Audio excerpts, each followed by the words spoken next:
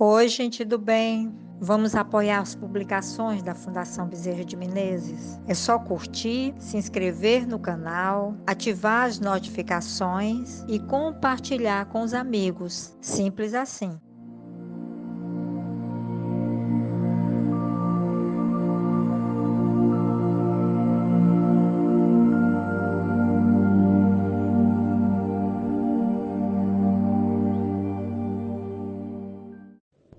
Neste momento, vamos aproveitar o sol do dia com a sua cantante beleza para estudarmos um pouco o Evangelho.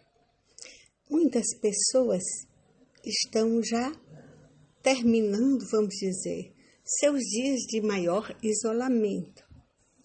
Ainda se fará preciso todos aqueles protocolos de cuidados por um tempo que a gente nem sabe dimensionar o quanto. Mas, de qualquer forma, é lícito supor que aquela fase em que ninguém estava vacinado já passou. Há sempre no meio de uma casa muitas pessoas jovens, crianças, que ainda não se vacinaram, e mesmo pessoas mais velhas ainda não cumpriram a segunda vacina. Tem algumas, entre um caso e outro, entre a juventude e a velhice, que ainda não tem nem a primeira dose da vacina. Mas a verdade é que começa-se a pensar em termos de superar esta fase. A gente começa a ter de pensar o que é renovação. Então, hoje a gente vai estudar renovação. Para isso, a gente vai pegar um ângulo que é o da fé. A fé transporta montanhas, disse Jesus. E Kardec, do ângulo da fé, ele afirma que há uma fé humana e uma fé divina.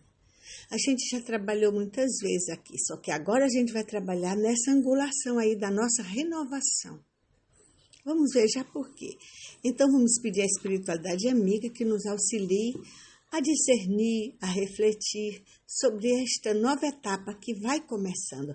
É como se a gente vislumbrasse os primeiros clarões da manhã, que ainda não chegou, vamos dizer, de todo. Então, a fé é humana ou divina, segundo o homem aplique suas faculdades às necessidades terrestres, quando ela é humana, aquilo que a gente precisa para viver na Terra, não é? E é divina quando a gente aplica a nossa reflexão sobre a fé, quando a gente aplica ao nosso desejo, às nossas aspirações celestes, quer dizer, do mundo espiritual e futuras. Então, a fé é humana quando a gente deseja coisas materiais, terrestres, ele diz. E a fé é divina quando a gente deseja coisas do espírito e do futuro, e do mundo espiritual para conosco. Então, é lógico que essas coisas não são tão demarcadas assim, elas se entrelaçam um pouco. Mas, por exemplo, você tem vontade, quando você tem vontade que uma pessoa que você ama supere uma fase difícil, ou um jovem passe no vestibular, ou no concurso, ou arranje um emprego simples,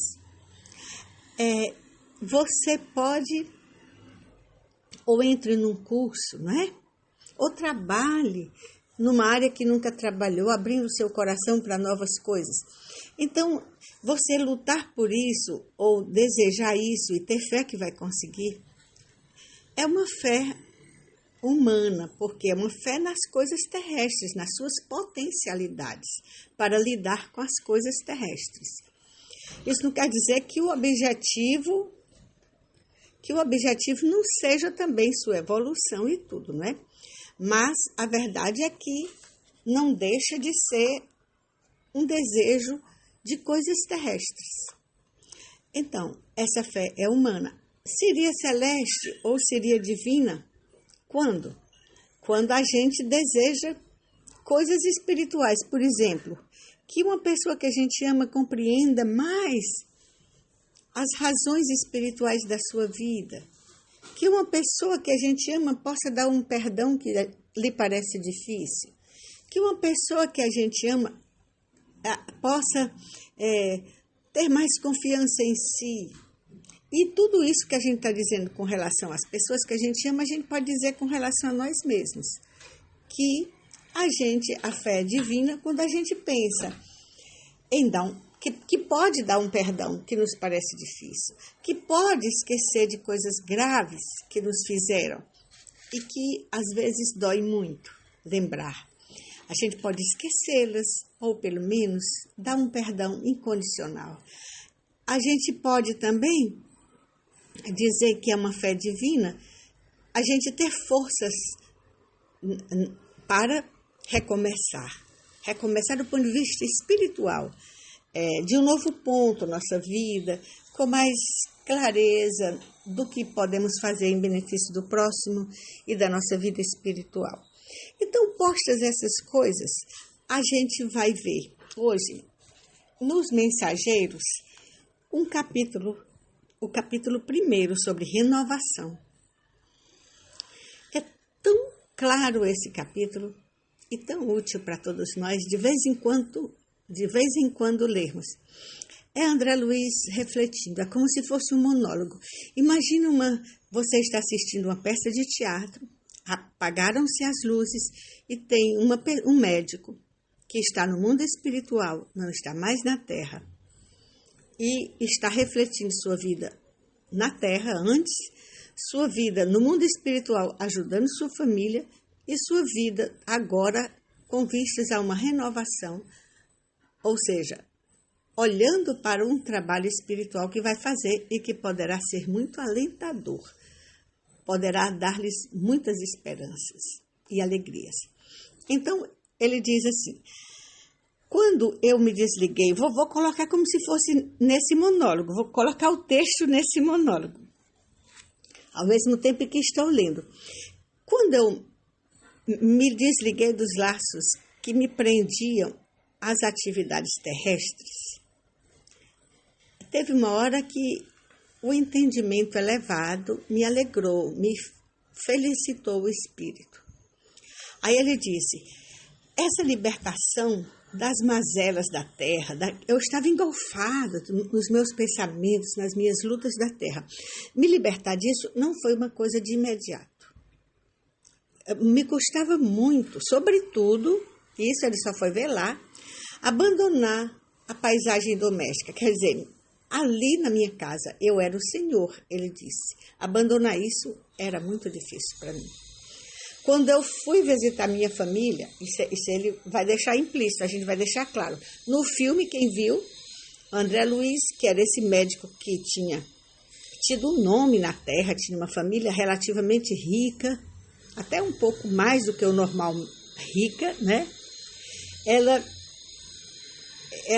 que além de ser rica, ela tinha uma certa tradição e tudo mais. E ele tinha um nome como médico e tudo. É considerado aquele Chagas, que foi o que trabalhou com aquele barbeiro, dando muita felicidade às pessoas do sertão, porque ele descobriu tratamentos para aquela doença das chagas, né? Ele é o Carlos Chagas, André Luiz. Então, hoje se sabe. Mas aqui ele se chama André Luiz para não dar confusão com a família, né?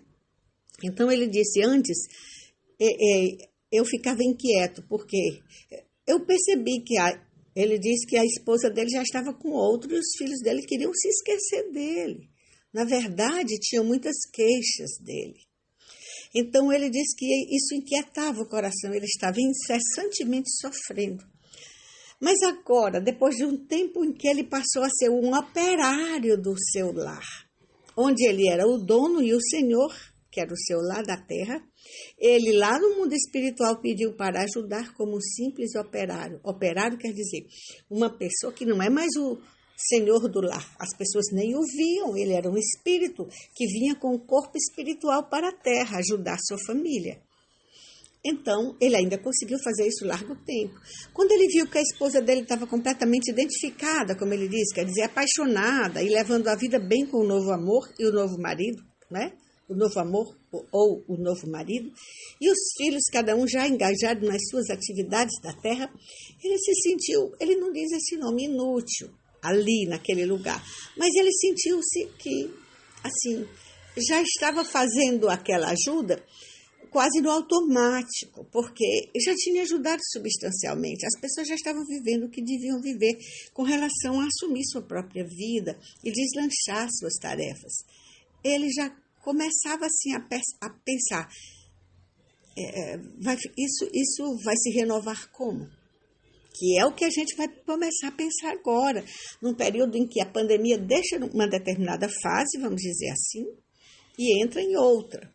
Ou entramos nós todos em outra fase. Nessa manhã que começa, mas que ainda está só anunciando seus raios, vamos dizer assim. Os mais otimistas vão dizer, amanhã já é esplendorosa, já está começante, né? Então, ele diz, eu agora, depois que eu comecei a ajudar, eu comecei a perceber uma certa alegria comigo mesmo. Mas, depois de passado um tempo, ele viu que mesmo nessa mudança, ele tinha que colocar algum elemento novo. Vamos ver o que tinha mudado, ele vai analisar. Ele disse, cataloguei adversários na categoria de benfeitores. Quer dizer, as pessoas que me queriam mal, me faziam mal na terra, e que às vezes até eu encontrava aqui no mundo espiritual, ele diz, eu pensei que elas eram comecei a pensar, são pessoas que são benfeitores, porque me obrigam a evoluir, me obrigam a perdoar, a pedir perdão, me obrigam, ao me verem de uma forma negativa, de uma forma má, elas me dão uma certa sensação de igualdade para com os outros que também são pessoas que lutam com dificuldades e que nem sempre acertam. E por aí vai ele pensando. Eu percebi que eu não era o dono da companheira que eu tinha, mas eu era agora um irmão dela, um irmão de caminho. Caminhava ao longo dos séculos junto dela. Meus filhos também não eram propriedades minhas, mas companheiros muito caros ao meu coração, mas que seguiam sua vida. E assim, ele diz, aí é onde fica mais pesado, órfão de afetos terrenos e conformado com os desígnios superiores que me traçavam agora novo destino, comecei a ouvir o apelo profundo da minha própria consciência para mais aprender a amar, ou para pensar em termos dos outros. Ele começa a refletir, então, tudo bem, tudo isso ele aprendeu, viu que adversários são pessoas importantes para a gente realizar aprendizagens, viu que as pessoas que a gente se sentia dono delas não são companheiros do caminho. Trabalhou com as situações dele dessas novas formas, sem querer ser dono de ninguém, diminuindo seu ciúme, já que ele não poderia nem alimentá-lo e também não deveria, e aí ele aprende a viver de uma nova forma os amores. E aí, então, falta uma coisa. Ele começa a perceber que ele tinha se distanciado das leis universais que regem a evolução das criaturas. Quais são as leis universais? A sua síntese é o amor. Por quê? Porque ele tinha vivido situações de muito exclusivismo. Então, ele se pergunta, seria isso o amor? E ele diz para si mesmo, não. Não deixa de ser um exercício de amor que eu fiz. Mas eu preciso estender o meu olhar amoroso à humanidade. Sair dessa cartilha exclusivista. Então, ele começa a perceber até a natureza como irmã. Lembra Francisco de Assis, né? Ele começa a dizer, comecei a ouvir as asas dos pássaros, o sussurro do vento, a luz do sol. Tudo parecia encher minha alma de alegrias que eu não tinha reparado que existiam. O silêncio das coisas, sua calma, seu movimento, a solidariedade das coisas do universo, natureza, gente, mundos, me davam agora uma alegria inefável que eu não conhecia antes. Então ele dizia, antigamente, um pouco de tempo atrás, ele dizia, eu me agarrava com as lembranças da terra. Ficava puxando dramas meus, dos colegas, das pessoas que me falavam deles. Muito da minha curiosidade, que era a vontade de conhecer, era também uma forma de remoer situações da minha vida. Ele vai dizer isso. Agora eu já não tinha interesse nisso. Eu tinha interesse em saber das questões para ajudar. Não tinha interesse, mas, assim, de alimentar uma certa curiosidade, vamos dizer, vã. Porque tem uma curiosidade que é a base da construção das ciências, dos saberes, né? Mas tem uma curiosidade que vai para aquele negócio chamado bisbilhotar, né? Mas não é ainda assim. Mas se ela for muito exagerada, ela vai para aí. Mas ele estava dizendo que não, que ele tinha uma curiosidade que, na verdade, era uma forma de projeção, quer dizer, projetar é jogar fora dele aquelas questões dele. Então, quando ele ouvia as histórias dos dramas, ele estava colocando-se naquele lugar e tentando equacionar as situações suas. Agora ele estava vendo, mas tem o outro, tudo bem que eu faça isso, mas o outro. E o outro, por ele mesmo, pelo meu aprendizado de amá-lo. Então ele começa a pensar, veja o quanto há a construir nesse sentido. E quando estava assim pensando, e isso era difícil para ele, porque ele vai perceber que tem que amar quando ele já não tem afetos na terra. E no mundo espiritual ainda não tinha essa amiga, Narcisa, aquele Tobias, mas não da forma que tinha, ele não os amava da forma que tinha enchido o coração por séculos e séculos e séculos. É isso que ele diz.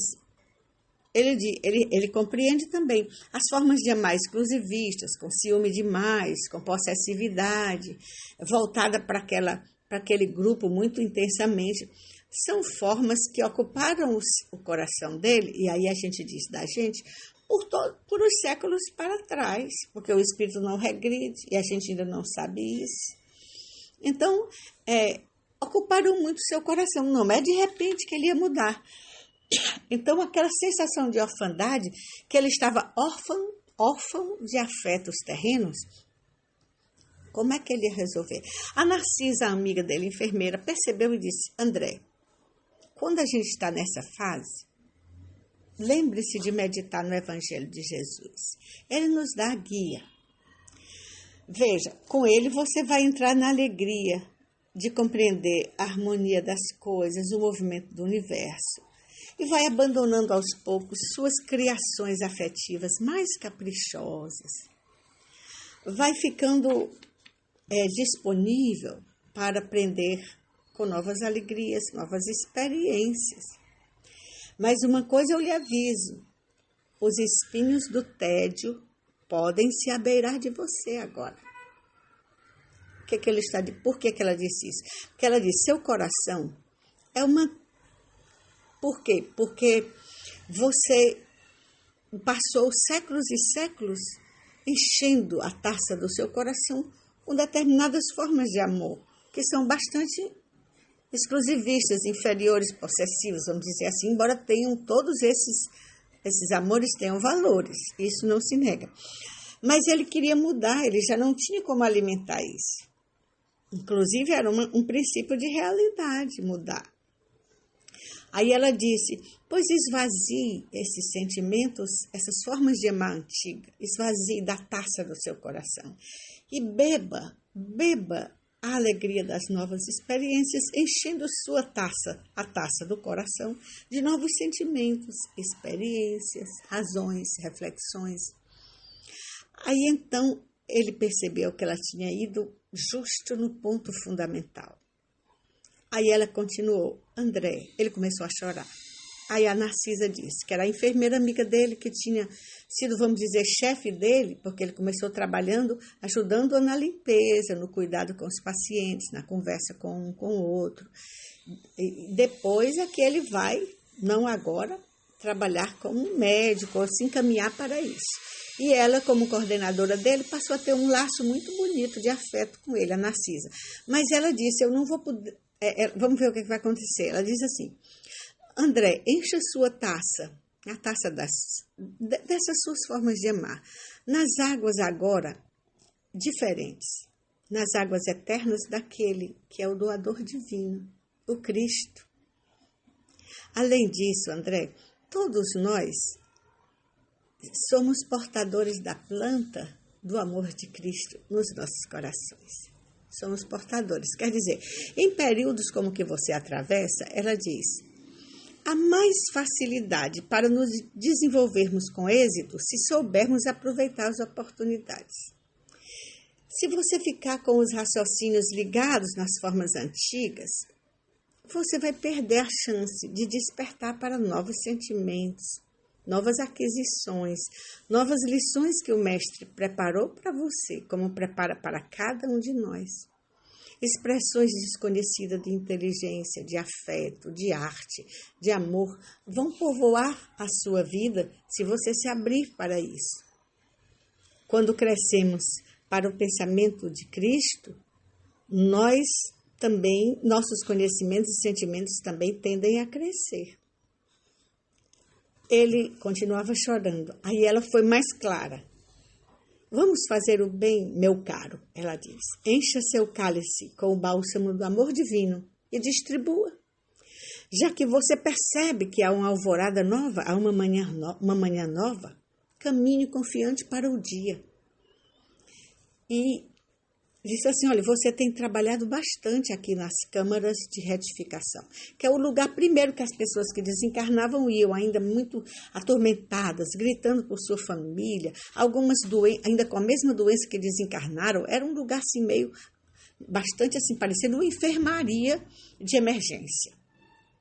Ele ajudou muito lá, ela disse, agora você precisa viver outras coisas, e eu não posso acompanhá-lo porque eu estou me preparando para reencarnar numa tarefa de auxílio a pessoas muito amadas.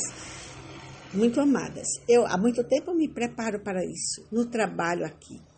Eu não posso acompanhá-lo, mas se eu fosse você, eu me inscrevia no Ministério das Comunicações, porque vai ter uma turma de trabalho agora que vai para a Terra. E vai ter um trabalho bastante diversificado, cheio de novos estímulos para você. Ele vai abrigar os seus novos sonhos. E assim, a gente vê como foi, o André Luiz se sentiu compreendido.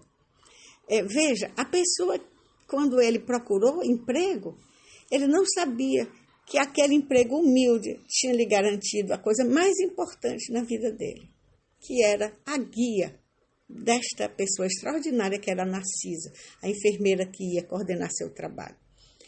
Ali naquele lugar em que você pensa que não vai sair nada, como diz o povo, você vê que tem uma pepita de ouro ali, que vai ser suficiente para, vamos dizer, para iluminar, para lhe dar condições de viver as suas experiências novas. Por quê? Porque a capacidade reflexiva dela, a análise que ela fez dele, se pautava no conhecimento que ela adquiriu dele, naquele tempo que ele trabalhou com ela. Então, era uma reflexão muito ajustada ao que ele estava vivendo. E, de repente, ele recebe isso, justamente porque estava em trabalho o seu coração. Quando a gente está em trabalho, a espiritualidade maior nos encontra aí. Então, vamos agradecer essa possibilidade de renovação agora. Vamos começar a pensar assim, seguir o roteiro do André Luiz, ver as coisas que no começo nos impactaram negativamente. Assim ele pensa, estando no mundo espiritual. Todo aquele transtorno de ter que deixar coisas, começar outras, a gente quando deixou aquela vida presencial para uma vida mais online, vamos dizer assim, ou mais aberta à presença humana, coletiva nas ruas, no mundo, das situações, nos grupos que a gente pertence, e passa a viver mais isoladamente ou mais em casa, ou né? a gente foi impactada. Ele no começo leu isso de uma forma muito difícil, se atropelou muito, sofreu. Depois ele começou a ver o lado bom destas coisas. Assim vamos ver se eu aprendo a amar a minha família de outro jeito. Aí vem para a Terra, a família dele já estava com outras pessoas, com outras coisas. Mas ele pôde ser um operário, vamos dizer, um trabalhador que ajudava, amando, mas de outra forma. Então, às vezes, nessa etapa de interiorização, nós percebemos que às vezes a gente tinha se distanciado de muitas pessoas, mas que podemos amá-las mesmo assim.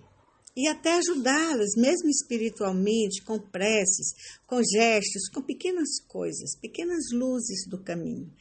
E depois ele começou a ver que agora ele tinha que colocar elementos novos, como a gente vai ver.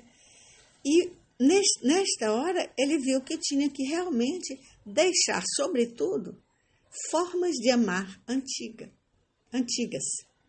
Formas baseadas na possessividade, no ciúme, em ser senhor do outro, né?